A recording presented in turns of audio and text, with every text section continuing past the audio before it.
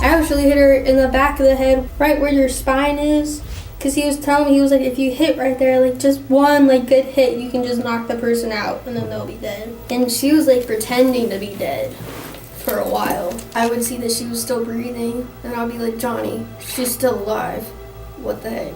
And then like Johnny finally like made the like last blow, and it was kind of creepy because she was like scared. This is Cassandra Bjorge, a 17-year-old from Georgia, sitting in an interrogation room across from two police detectives with a bag of fast food and a milkshake. She doesn't seem perturbed by her surroundings. Her bandaged hands and her prison scrubs are the only sign that she's in big trouble, because outwardly she seems casual and calm. But this 17-year-old isn't an ordinary 17-year-old.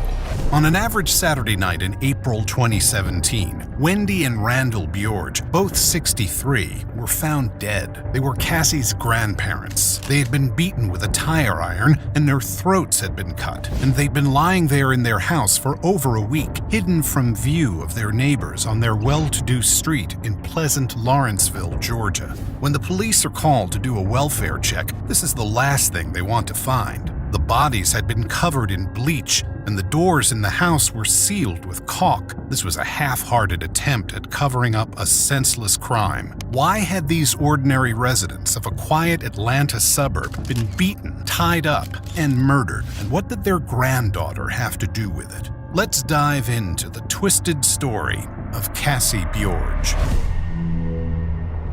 The bodies of Wendy and Randall Bjorge were discovered after a series of welfare checks lasting several days. Family members had become increasingly concerned that they had heard nothing from the couple for over a week, beginning at the end of March 2017. On the evening of April 6th at 6:09 p.m., police knocked on the door of the Bjorges' house to check on their well-being. No one answered the door, but nothing suspicious was noted. Nonetheless, that evening, a COAP, meaning check often as possible, was requested for that address. So the police checked again the next day, April 7th, and again found no sign of the Bjorges. At 8:58 p.m. that evening, a missing persons report was filed by family members for Randall Bjorge. Randall was the son of Norwegian immigrants living in Utah, which is where he met Wendy. They were both born in 1954 and attended Highland High School together in Salt Lake City. They were married young in 1974 when they were both 20.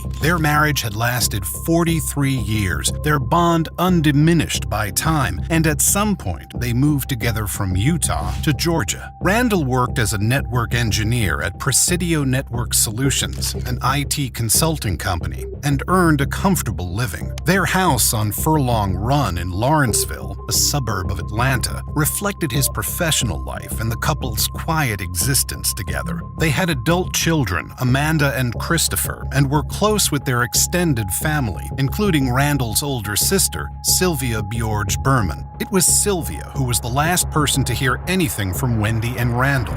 On the night they died, at the beginning of April 2017, Wendy texted Sylvia, "I'm going to bed soon. Maybe tomorrow will be better. All I can do is hope for the best and expect the worst. It shouldn't be this hard for any of us." What was she referring to?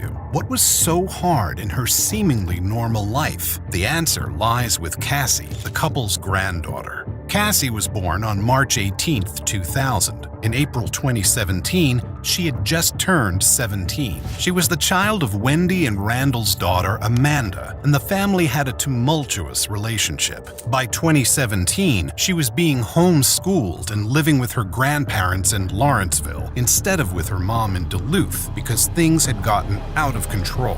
I stopped going to Duluth in 2015. Okay. Because that was around the time where like all this stuff was happening with my parents and stuff. And I started getting scared going to school because my stepdad would literally come on campus looking around the whole campus just to find me. Cassie attributed her difficult situation to her intrusive, scary stepdad, saying she had to get a restraining order against him. Not much is known about this stepfather or his relationship with her mom, but her home life was bad enough that she was taken in by her grandparents. Wendy and Randall applied for custody in late 2015 and were granted it in 2016, so Cassie had been living with them for a year by the time everything went wrong in April 2017. But trouble had been building up for a while, and the move to Lawrenceville didn't fix Cassie's problems. Instead, it only brought problems into Wendy and Randall's otherwise peaceful home. Cassie seemed to attract trouble. By April 2017, she hadn't had a phone since December. I haven't had a phone since December because my ex-boyfriend sold it. He told me we went to the Mall of Georgia one day and then I lost it. And then he said, oh, you might have lost it at the Mall of Georgia. So me over here thinking I lost it, and then I found out that he just sold my phone. So I was like... Did you do some karate chops on him or anything? Or well, kick his butt? He already went to jail before I could do anything. Oh, did he? Yeah. What Cassie might have done to the ex-boyfriend who'd stolen her phone, we don't know for certain, but it was an ominous precedent of the people she was hanging around with and the vengeance she might have displayed. On November 30th, 2016, a domestic call came into the local police department. It was just before 10 p.m. Wendy and Cassie had been arguing because Cassie, then only 16, had broken her curfew. This wasn't the first time she'd done something like this. Between October 2015 and the killings in April 2017, the police were called to the Bjorge's home 31 times. 18 of these were because Cassie had run away, while the remaining 13 were suspicion of illegal drugs or domestic disputes. This call was one of the latter, but it would end more dramatically than usual. As they fought, Wendy told the officer who responded to the call that Cassie had thrown water over her. There was water on the ground, and Wendy's pajama shirt was wet, as was Randall's. Randall had tried to get in the way of their confrontation because he knew what Cassie was like. Because, he said, Cassie had turned violent in the past, and today was no exception. According to Randall, she had hit Wendy multiple times. There was a small red mark on Wendy's arm, though there were no other bruises or signs of a physical fight. Cassie denied hitting her grandmother. The police officer didn't take Cassie into custody, but he wrote a report and forwarded it with a juvenile complaint form to the juvenile courts. In the report, he noted that Cassie had been vocal and disruptive while he was interviewing Wendy. He said, I heard her several times while Miss Bjorge would speak some smart-aleck remark, during which time I had to intervene several times to be quiet and not speak when an adult was talking. As a result of the incident, 16-year-old Cassie was charged with simple battery, simple assault, and unruly juvenile. Wendy and Randall were trying to cultivate a peaceful and calm environment for their granddaughter, and yet her behavioral problems were only getting worse. She was reported missing twice after the domestic call, once on December 18, 2016, when she was still 16. Wendy posted on Facebook on January 5th that she had come home safely, but she went missing again on April 1st, and Wendy's final public Facebook post is a desperate plea for her granddaughter's safety. Please spread the word. Please be on the lookout for Cassie. I guess let's start from scratch about what happened, starting from when you ran away, I guess. I didn't really run away. My grandma kicked me out. Okay. And I came home because, it was time for curfew because I didn't want to violate my probation. So I came home and my grandpa was asleep and my grandma got really mad at me and she was saying oh, if you don't like it here, we're just going to find somewhere else for you to stay. Things had reached the breaking point in the Bjorge household, and Cassie took off. This was the last time Wendy and Randall would see her until that fateful night when they tragically and horribly lost their lives. Cassie had a habit of running off, and she'd made a routine of it. She would go and stay with her boyfriend at the time, Johnny Ryder. Your boyfriend, Johnny? Mm-hmm. How long you date that dude for? 3 months. 3 months? Where'd you guys meet at? I met him through the ex-boyfriend who sold my phone. Because they came to pick me up one day because we wanted to chill. Yeah, we stayed at a hotel. They paid for everything. They asked me if I wanted to come. I was like, yeah. Johnny was 2 years older than Cassie, His mom was Japanese, but he'd lived in the US for most of his life and moved to the Atlanta area in the 3rd grade. He'd wanted to be a Marine, but suffered a shoulder injury and had to have surgery. This delayed joining up, and then he was arrested. But I still haven't gone to court for it because they gave me like 8 felonies, but it's not supposed to be 8 felonies. It's not clear exactly what Johnny was arrested for, but he spent some time in prison. In April 2017, he was only 19, but he had already been married to and divorced from a woman who wasn't Cassie Bjorge. He had dropped out of college to work a full-time job to support his wife. My wife, my ex-wife, she used to go to University of Florida. So it's like a long distance marriage, you know. She's over here feeling neglected and depressed, and she thinks I'm cheating on her. Whenever she was a kid, like her dad beat her with chopsticks and forced her to do stuff like torture her mentally. This is why like I got kind of like down about it. And then me and my wife divorced, and then I found my girl now. Johnny's relationship with his ex-wife had broken down as a result of distance and the wife's traumatic past. Cassie brought with her no less baggage, but she was new and exciting.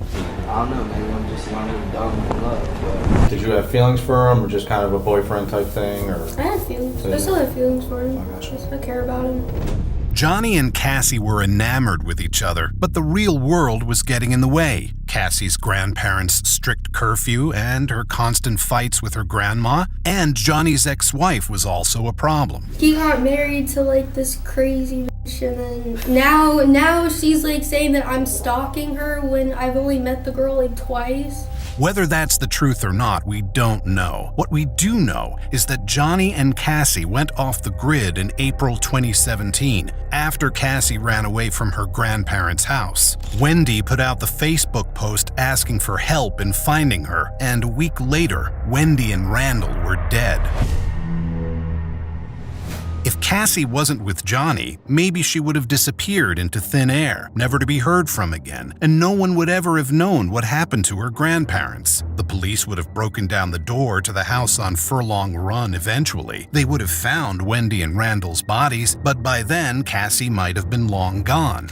But together, Johnny and Cassie had a fantasy. The plan was that we were both gonna get both of our families, and he was like, let's be Bonnie and Clyde.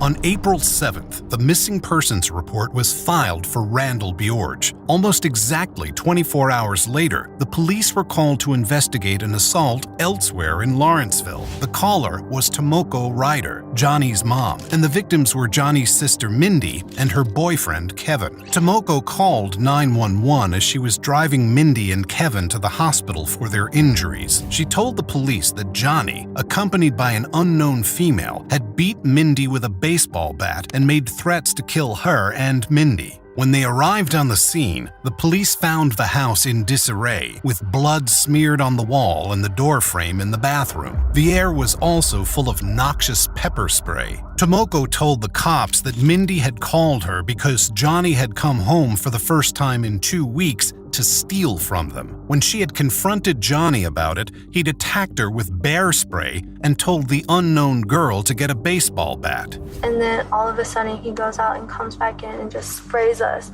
straight in our faces and starts hitting us and tells his girlfriend to go grab the bat. And I see her come in with the bat, and the first thing she does is hit me across my back.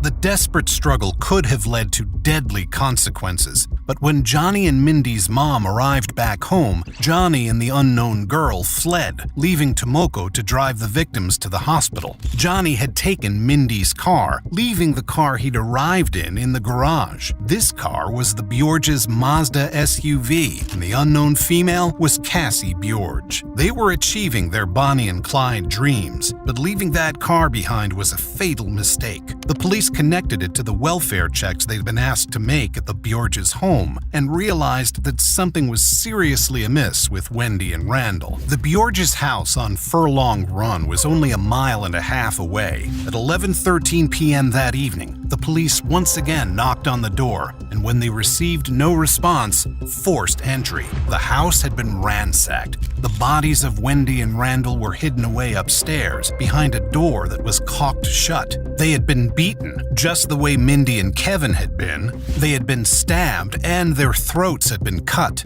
Maybe that was what Johnny and Cassie had planned to do to Johnny's family as well, but thankfully they didn't get the chance when Tomoko came home early. Wendy and Randall were not so lucky. The police had already issued a warrant for Johnny's arrest after speaking to his mother. Now, with 2 dead bodies connected to Johnny and his then unknown girlfriend, it became imperative that they find him as soon as possible. The cops began a search for the car the pair had stolen from Mindy. At nearly 4 a.m. the following morning, they found it on a street a 20-minute drive away from the Bjorges' home. Cassie and Johnny were holed up inside a friend's apartment and refused to come out when the police told them to. The couple were considered dangerous, and for good reason, as they seemed to have killed 2 people and attacked 2 others. The police arranged a SWAT team, and at 12:13 p.m. on Sunday, April 9th, the SWAT team entered the residence and arrested Cassie and Johnny. The couple had attempted to kill themselves with stab wounds to the wrists. They were rushed to the hospital where their conditions were stabilized, and they went on to make full recoveries. So, what exactly had happened to Wendy and Randall, and why? The police interviewed and charged Johnny first. You're charged with aggravated assault on your sister and her boyfriend. So we're here just to find out what the heck happened. Maybe they messed around with Cassie and you got upset, or maybe Cassie did something. I don't know. Well, there's more to the story too. We're homicide detectives, and we're also involved, we're working a double homicide with Cassie's grandparents. Johnny asked for his lawyer and didn't give the police anything. He was already in serious trouble because of the attack on his sister and her boyfriend, and the police would be detaining him when he got out of the hospital regardless. But Cassie was much more forthcoming. She explained that after she'd run away from her grandparents' house, she and Johnny had been sleeping in his car, idling around town, and hanging out with their friends. We were just all over the place, Bailey. We were just trying to find something to do. So I guess when do you decide to go back to your grandparents' house in the middle of the night? It was like a couple days after, like 2 or 3 days. At first, it wasn't my idea at first. He first asked me, "Are you afraid to die?" And I said no. And then I asked him, "Are you afraid to die?" And he said no. And he asked me, he was like, "Would you kill your grandparents?" You know, like I fought them, you know. Cassie expressed that killing Wendy and Randall had been Johnny's idea, but she also described her frustration with her life with them, how all she wanted to do was get away. When you guys met at the park, did he ever go over the actual plan on how you guys would do it or anything like that? Or I was already figuring that I had a warrant or something that already violated probation. We started out like with, you know, what time should we go over to the house? How are we gonna do this? You know, like what materials do we need to, do this? Cassie and Johnny arrived at the house when her grandparents were still up, so they lurked outside, waiting for the lights to go out. Wendy sent the fateful final text to her sister-in-law. "I'm going to bed soon. Maybe tomorrow will be better. All I can do is hope for the best and expect the worst. It shouldn't be this hard for any of us." And then she turned the lights out and went to bed, not knowing her murderous granddaughter was waiting right outside. We just stayed outside for a little bit longer just to, wait. And then I already had the keys to my house. They attacked Cassie's grandparents with fists and a tire iron, subdued them, and tied them up with duct tape. And Johnny asked me to go get some knives. So I got some knives from downstairs in the kitchen, and I got 3 big butcher knives. After the murders, the couple acted fast to erase evidence. They took Randall's car and dropped off Johnny's car by a nearby park. They disposed of their clothing, and they poured bleach over the bodies before sealing the door to the room with caulk. He just did that. He just decided to do that. He didn't tell me. I just watched him and I was just like, okay. They used Wendy and Randall's money to order Chinese takeout and buy drugs and new clothes. When you guys were at the park, and you were talking about kind of the plan, and you were talking about maybe getting out of town and stuff like that, starting your new life, starting over and whatnot. Yeah. How come you guys did stay? The reason why we stayed in town was because the plan was we were going to get both of our families. They'd intended to run off into the sunset together, all part of the Bonnie and Clyde fantasy. But Johnny's desire to kill his own family delayed them. They spent a whole week dawdling in the Bjorge's house, which they turned into a crime scene. And then when they did attack Johnny's sister and her boyfriend, it went horribly wrong. Then that's why we went over to Johnny's house and we attacked his sister and her boyfriend. He wanted to kill his family. Okay. And then that plan, just going over to his house, kind of just like, it didn't work out at all. Cassie was remarkably upfront with the investigators about everything they'd done, almost strangely casual. But there was something she hadn't said, something the investigators knew about. You gotta take a look at that. That's you and him, right? Is that at your grandparents' house? It sure looks like the living room of your grandparents' house. How would that be possible? Who's taking that? That couldn't be at my grandparents' house. Cassie denied that there had been anyone else in the Bjorge's house after the attack on her grandparents. But here was video evidence of her and Johnny there, filmed by somebody else. But once lying and stuff like that starts, I have a problem. I believe that there were people at that house. I'll be straight up, dude. We heard about a conversation that took place inside there where someone was bitching about the smell. And Johnny's like, no, dude, it's just sewage. There's a sewage problem upstairs. The cops were concerned that there were more people involved in the killings. Cassie confessed that they had invited friends over to party in the house in the week following the attack, but she was adamant that they didn't know about the dead bodies lying just in another room. No one knew. I told everyone that my grandparents left on vacation. Did you text anyone on Grandma's phone? Yes. Pretending to be Grandma? Yes. Cassie did everything to prolong the fiction that Wendy and Randall were still alive, including impersonating Wendy over text to her own family members. It only seems that you're sorry you got caught, that you had people over after. You don't seem to be sorry that you killed your grandparents.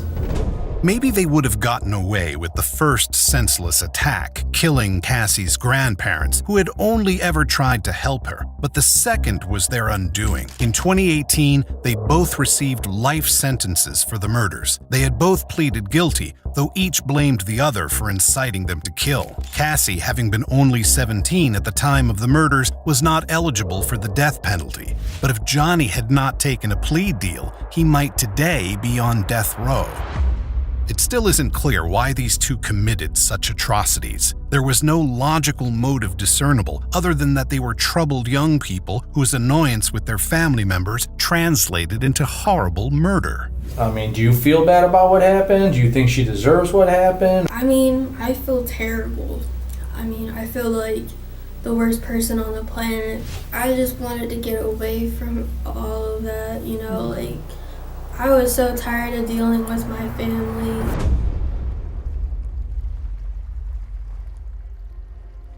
What do you think about this awful story? Why did Cassie kill her grandparents? Let us know your thoughts in the comments below. Until next time, stay safe, keep up with our channel, and we will see you very soon on The Decoder.